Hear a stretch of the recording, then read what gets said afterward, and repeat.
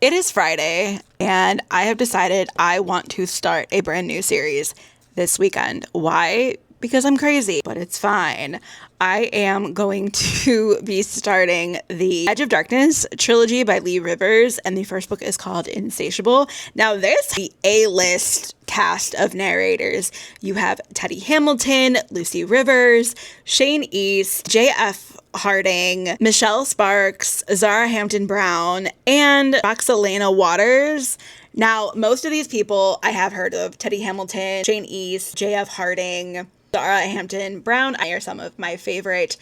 I'll even say they are my auto-buy narrators. The ones I don't think I've heard anything from is Lucy Rivers, Michelle Sparks, and Roxalana Waters. This is a duet style narration because it is a full cast, so you will have each of these people reading for very specific characters. I am heading to the store, so let's see how much I can get done on about maybe but it feels like, I believe it's Teddy Hamilton who is currently narrating, and there was a split second where it sounded like he was trying to pull off a British accent. Now, I don't know if all of the characters are meant to be British. You have Shane East, who I know for a fact is British, and you have Zara Hampton Brown, who I also know is a British voice actor. So, I don't know. So in the prologue, we just met Stacy, and Stacy has a bit of an accent. I may need to slow this down because of her accent. She said that Cade's accent is a mix of Scottish and American. And then Stacy is very clearly Scottish. Insatiable. This is a book that a lot of people were raving about on TikTok. So I got the first one in audio. The cast is phenomenal. I will say that I truly do enjoy the voice actors and voice actresses who signed up to do this project. I cried during the first book, and Stacy is kind of ticking me off. I understand what's going on in her home life is horrible and horrific and all of that stuff. From what we know of Cade and Cade's job, that would be the first person that I go to. With her being 21 and Cade also being 21, and knowing what he does for work, she still thinks somebody could take him, and I don't get it. The way that Insatiable ended, I am very happy that this is a full completed trilogy. I am currently 11% of the way through book 2.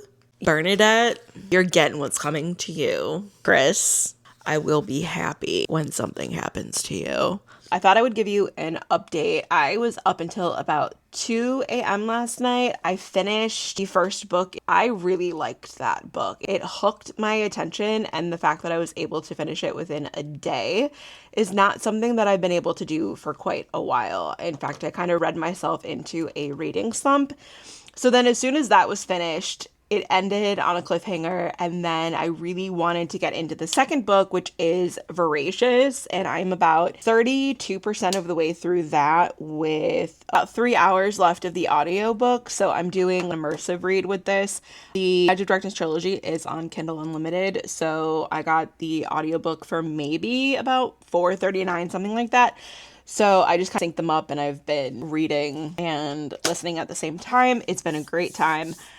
This was the reason I was up until 2 a.m. because I needed to know what happened. This book specifically is frustrating the crap out of me. The miscommunication in this series, or lack of wanting to tell people what is going on, is making me really angry, but I understand why they're not talking.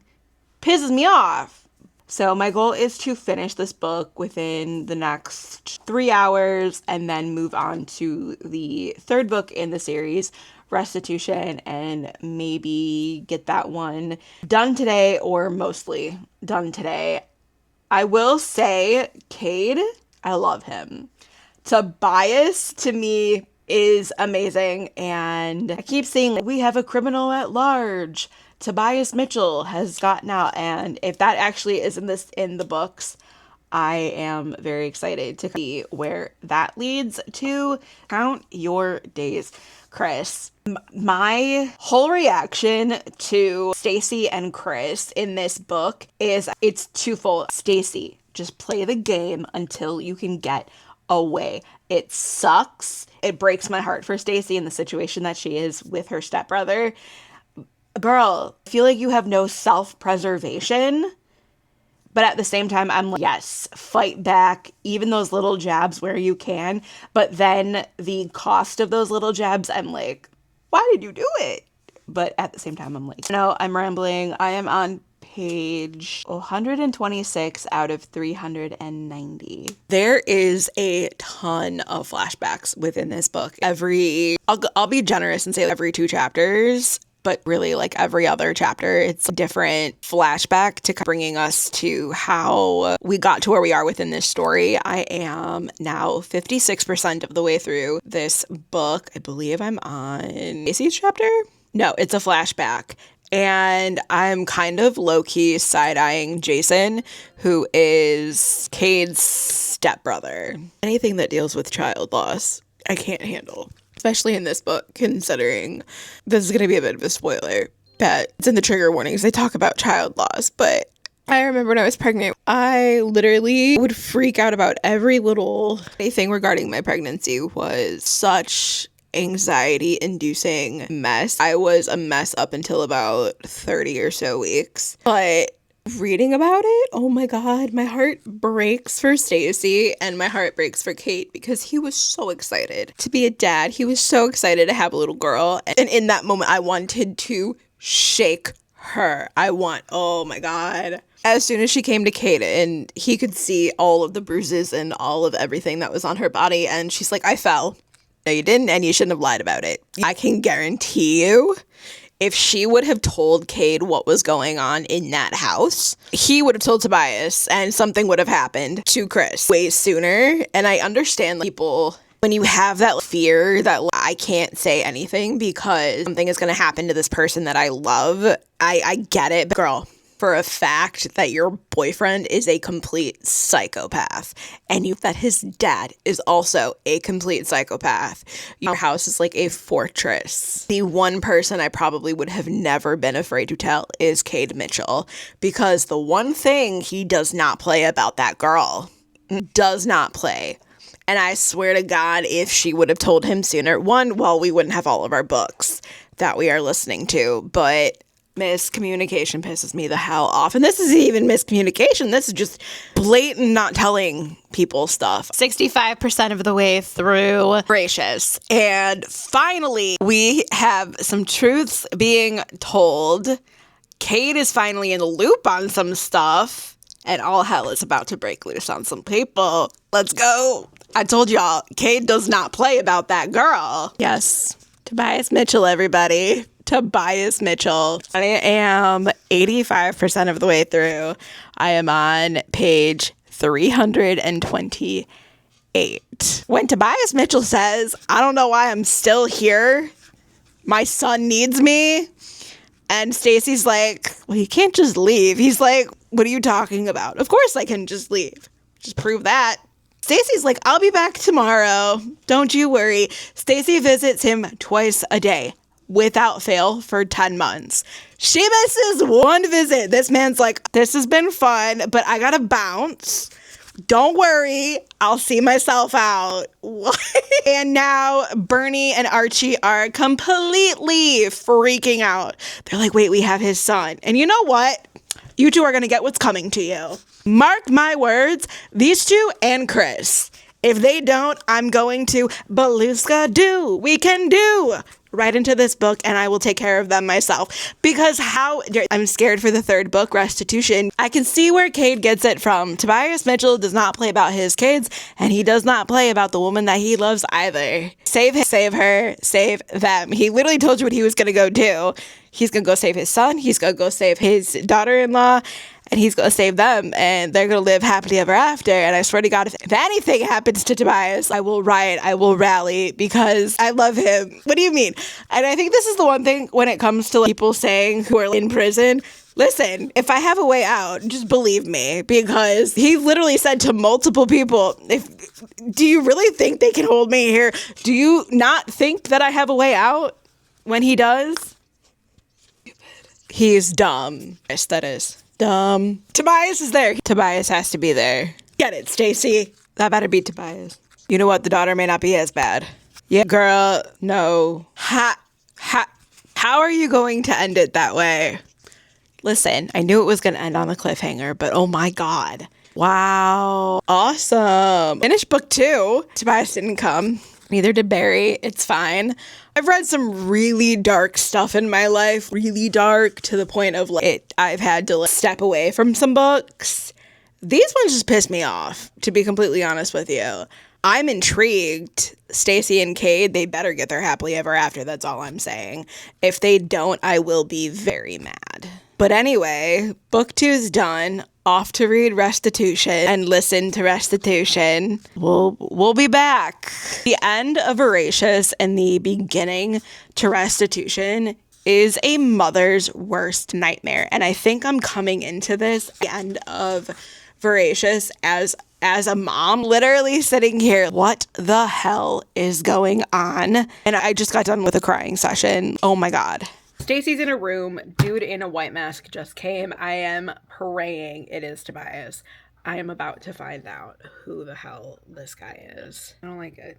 Oh God. It is! Never mind. Good morning. It is 11:27 a.m. on 4/21. So where we left off yesterday, I had started Restitution, which is the third and final book in the Edge of Darkness trilogy. I wanted to come home yesterday after work and read. Unfortunately, I came home and I passed out and did not wake up until 7 o'clock the very next morning, which means I slept for about 12 hours, which I don't do. In fact, I'm really good at running off of maybe 4 hours of sleep, but something happened. But whatever, I digress. I am on chapter 10. And basically, at some point, Cade was given a choice. You've got 3 people that you need to off for your freedom, even though these people will never give Cade his freedom. We're talking, it was Stacy, his dad, or Bass. And of course, he chose Stacy. Of course he did, because why wouldn't he do that? And I think some of the reasoning is he knew for a fact that if he went after his dad would just snatch him and they'd be gone. Which would then put everybody else in danger. And the fact that Bernadette hates Stacy with a utter passion because that's who he loves. That's Stacy. That's his girl. That boy does not play about his girl. At this point, I cannot wait for Bernadette and Archie and Chris to get what is coming to them. I can tell that this story is going to make me very angry. I am already angry with Stacy. Just let Tobias handle it. I know she's one of those people that's would rather get hurt or something happen to me versus something happening to everybody else. Come on, be selfish here. In this one instance, please be selfish. No, that's not the way that this is going to go, which is fine. Whatever. I have 5 hours and 31 minutes left. I just ended chapter 16 of Restitution, and oh my gosh, this book, it is breaking my heart, especially chapter 16 broke something within me. Everything's gonna be fine, but you can't, and it hurts. And I know they're fictional, but everything Cade has gone through, Stacy can fix him, I promise. At least maybe not fix him, but maybe tape him back together. I promise. I don't promise. I don't know how this ends. This is my first time reading this book. I didn't think I was going to like the series as much as I did, to be completely honest with you, or as I am liking it. Yes, I am. No. Leigh Rivers, who hurt you? I just finished chapter 22. Who hurt you? I really hope Bernadette gets everything that's coming to her, because what do you mean? Chapter 22. I don't want to say anything, or I don't know how much to say, but chapter 22, who hurt you? My heart is breaking for everyone involved. I'm on chapter 34, Cade, and this is after everything that went down with Archie. People are surrounding the property, linking arms with each other. What? That makes my heart go pitter-patter, because what do you mean? The public, after everything that man has released to the world, People came and they're like, hey, you ain't about to take this boy away. It's sweet. I like it. We stand with the Mitchells. Yes, we do. Justice for Tobias, justice for Kate.